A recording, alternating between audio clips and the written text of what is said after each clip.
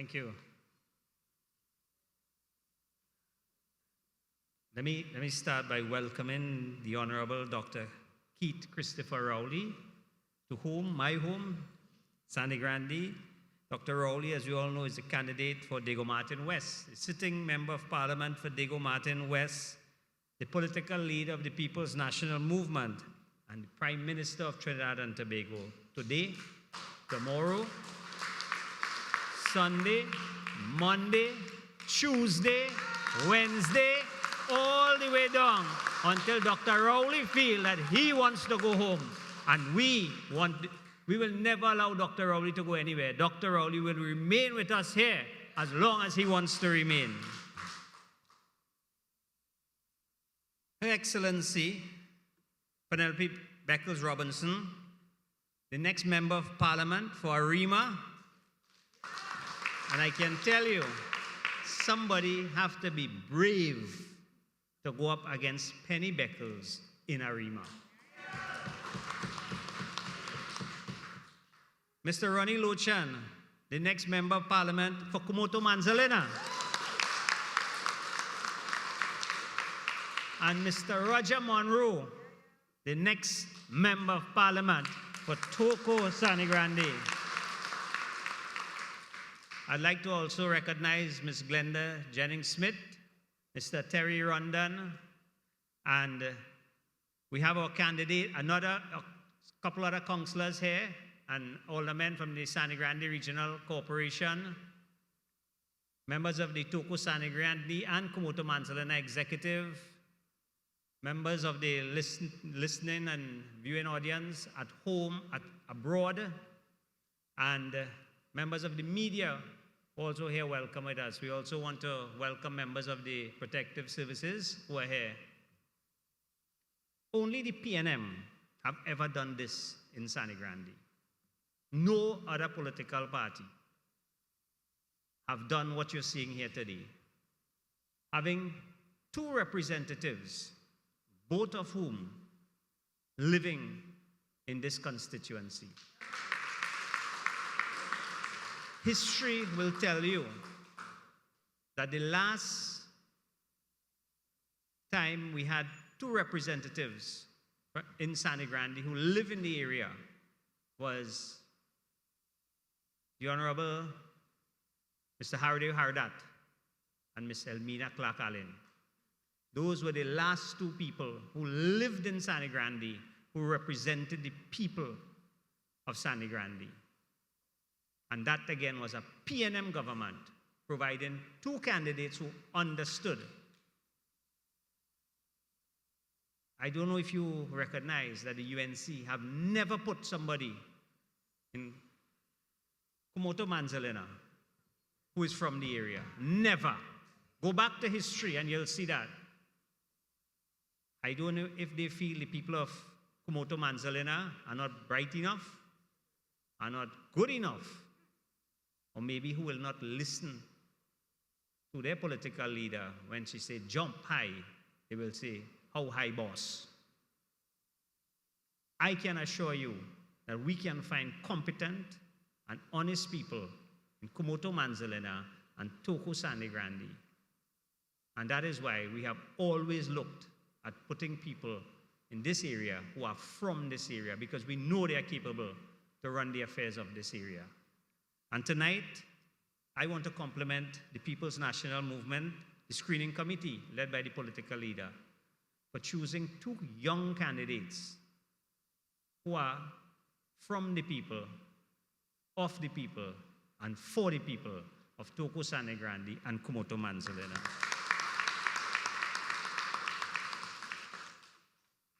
Tonight, we are here to report to you on the promises that we made to you.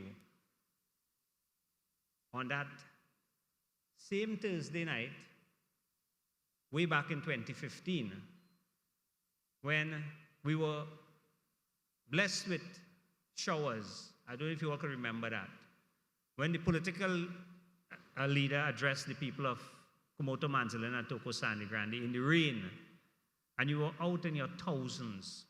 It was the largest meeting that we closed the campaign off with. And you all stood in the rain and you listened to the political leader. And he promised you that if you elect a PNM government into office, he promised you, the people of the Eastern Seaboard, that he will bring to you opportunities.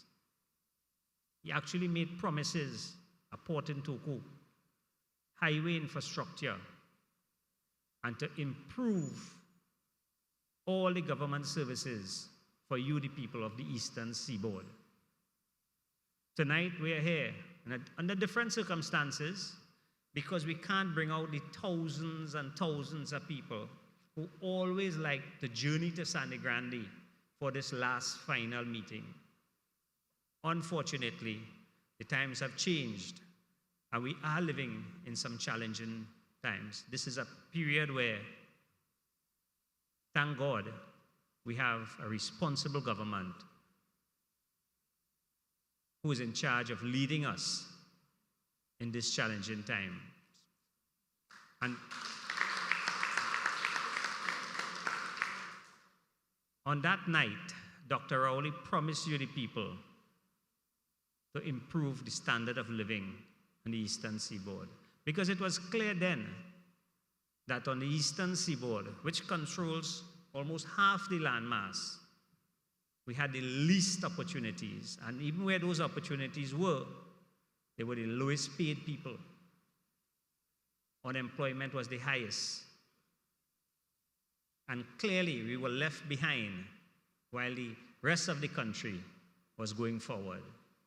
Quite a different story today. Because I can tell you, I had the responsibility for most of that 5 years.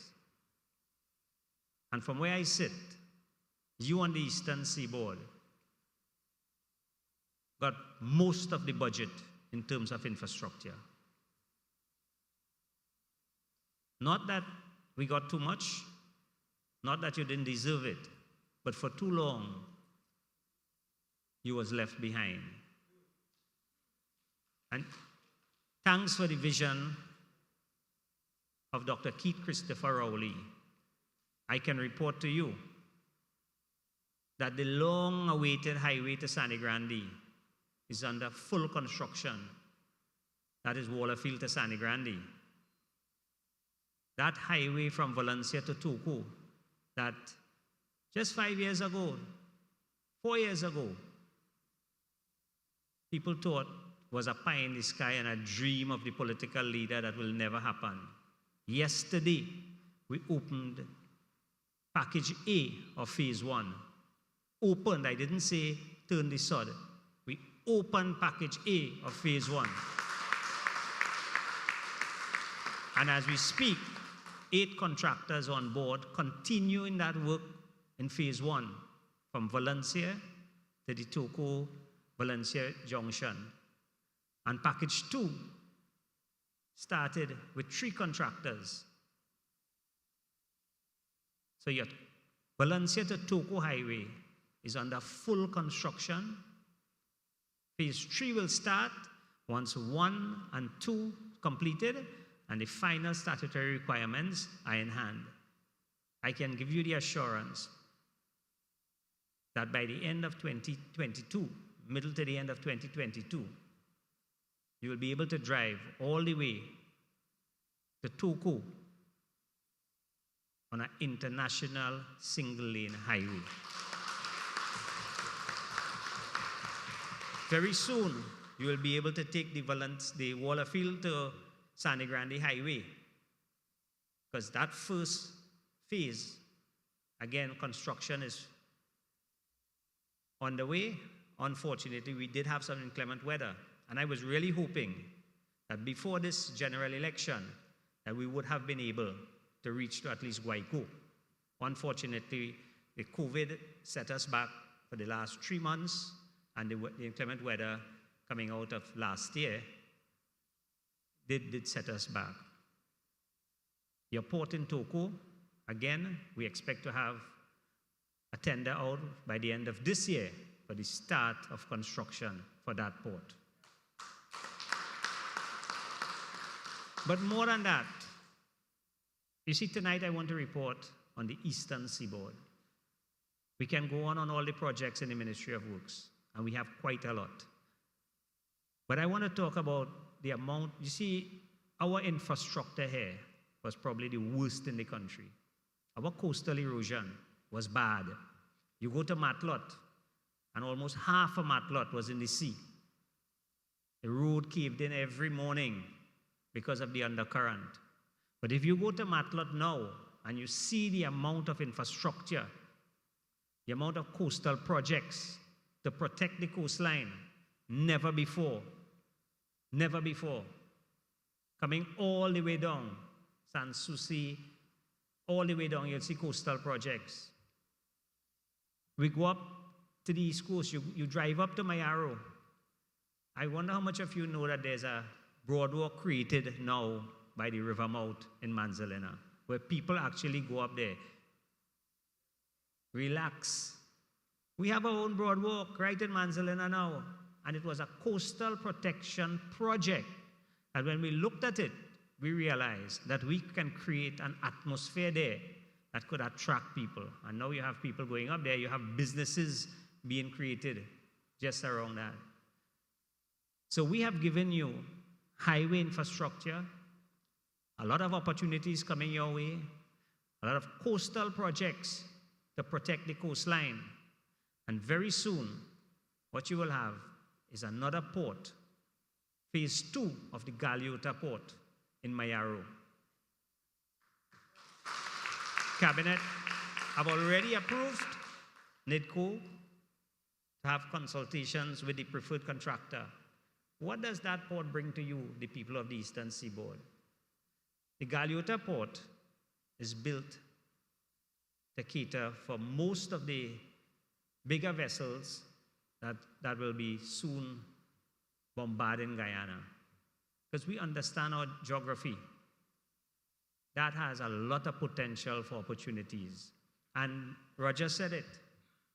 We will put in the training facilities because we can't expect our citizens on the Eastern Seaboard to go and take full advantage of opportunities when they were not trained for that. We have the Costad campus in Sangre Grande. We will improve on that. And as Roger said, I will work with Roger and Lochan to ensure that the facilities in Sangre Grande will be upgraded to cater for the new opportunities for you, the people of Sangre Grande. We want you to take advantage of all these opportunities. For too long, we had to depend on URP, CPEP, Regional Corporation, KFC, Royal Castle, the stores in Grande for employment. What we bring into you in Sangre Grande through the port in Toko, port in Mayaro, is real long-term employment with high-paying jobs, high-paying jobs. CPEP and URP are not jobs. They are the unemployment relief program. It's an unemployment relief program. You can't work forever in an unemployment relief program. And it hurts my heart as a Minister of Works, where URP falls under, when I hear people feel that once they get into URP, they reach. That can't be where you want to aspire to. It can't be where you want to aspire to. And that is why we had changed the whole concept of URP in the ministry. And I'll get to that just now. But Dr. Rowley would have given his blessings to you, the people of the Eastern Seaboard, because he promised you that on that night in the rain when you stood up with him. And today I can tell you, we would have delivered. Most of it not completed, but you can go out there and you can see the work. I took the media on that tour yesterday, and they were quite surprised at the amount of work that was going on in the Valencia to Toko area. They were quite surprised. And very soon, that Valencia, that Waterfield to Manzalena highway will just appear in Guayco, because a lot of the work is going on behind the scene. And then we will start from Sangre Grande police station all the way going up to Mayaro. We would have done right here inside the Kumoto, Manzalena, and Toko Sangre Grande area, maybe over 75 roads over the last 2 or 3 years. A significant amount of infrastructure came in here, and we will continue to do that. But I must say, we were able to achieve most of these infrastructure, not only in the Eastern Seaboard. We can boast of projects in San Fernando. We have the highway to San Fernando. We have the highway in Moruga ongoing. We have upgrade works on the entire East-West corridor where we are removing all the traffic lights. Kirep Interchange, Diego Martin Interchange started. We're going to remove the 3 lights, Macoya, Trin City, all the way to Piaco, starting later on this year. And we can boast of port in Moruga. We can boast of the breakwater in Tobago. Very soon the dry docking in La Brea. And the berthing facilities soon in Tobago, where we would have yachts and everything coming in Tobago. But how were we able to achieve all that? It's because at the ministry, we tried to break a culture that took over Trinidad between 2010 and 2015. And for those of you who felt today is a nice, good day, the great weather, today was a very sad day in Trinidad and Tobago. Today was a very sad day in Trinidad and Tobago. Because today, there was a judgment in the court. And what that judgment said, basically, was the way and the direction Trinidad was heading between 2010 and 2015 could never have been good for the citizens of Trinidad and Tobago. That direction could never have been the direction that the young people in this country would have had a future in. And it was under the leadership of Dr. Keith Christopher Rowley that from 2015 we tried to transform this country and get it back on track. And I can say that we have achieved that. We have achieved that. At the Ministry of Works, we are not exactly where we want to be. As a matter of fact, we are probably a good distance from where we want to be, but we are actually heading in the right direction. Look at the license office.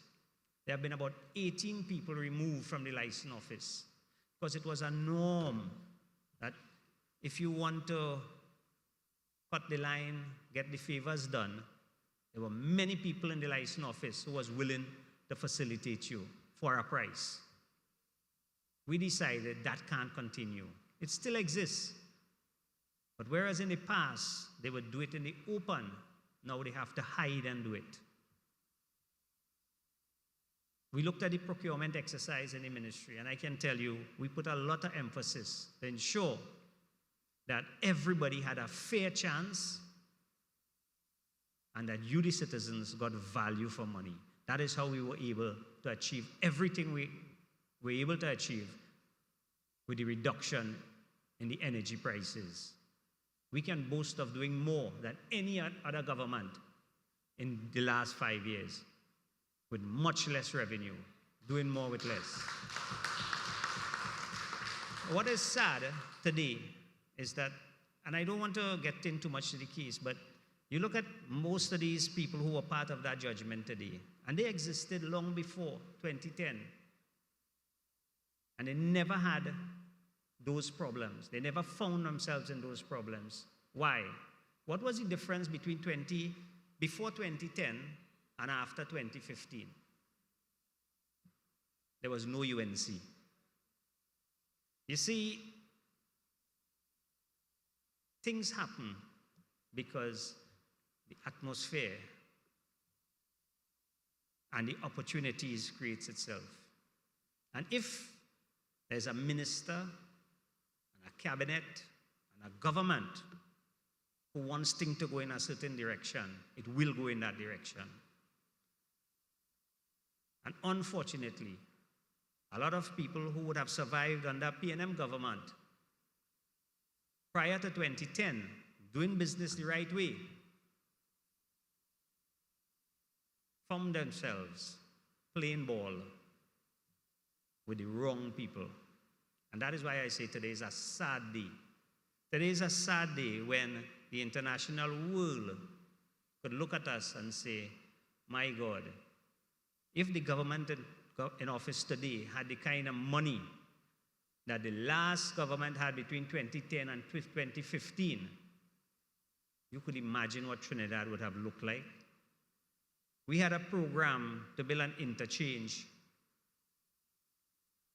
Finish one, in every cycle, start another one. Anything happened between 2010 and 2015? Nothing. Why? Because people were getting involved in the procurement.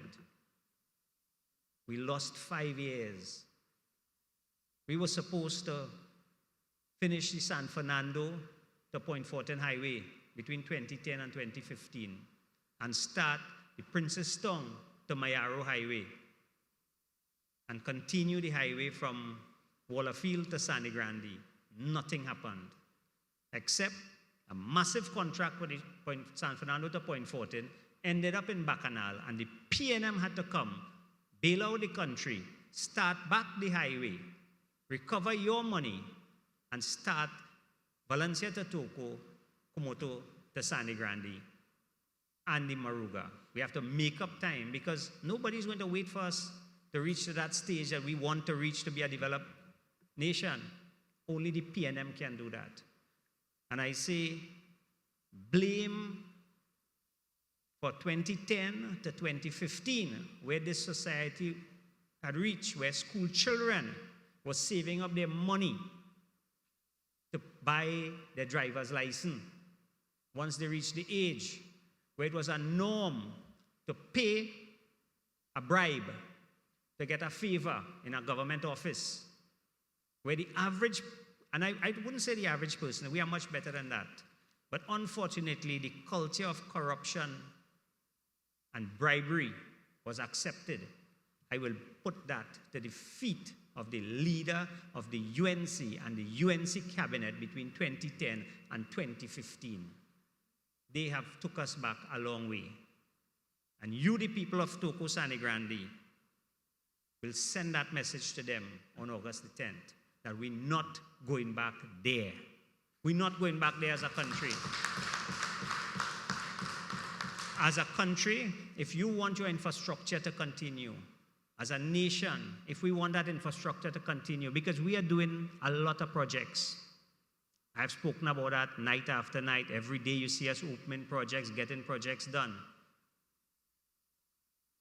Doing more with less, getting value for money for you.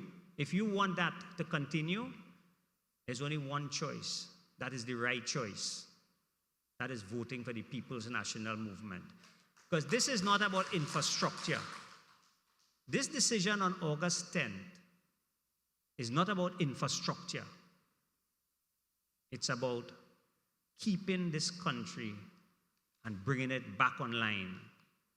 We went through a dark age between 2010 and 2015. Yes, there was plenty fanfare. They was say they opened this and they billing that, but at your expense. And today, unfortunately, the court told us we need to revisit what happened. It is sad because I know a lot of these people who were involved in that case, and they existed, as I said before, long before 2010. But the leadership in this country between 2010 and 2015 took this country in the wrong direction. And they're threatening to do it again. They're threatening to do it again. And I want to draw some references to the unit trust, that decision to go into the unit trust. We have to be concerned about that. You have to be concerned about that. I'll tell you why. If you understand how the unit trust operates, you'd realize that what they intend to do is to damage the unit trust. And I say so without fear of contradiction.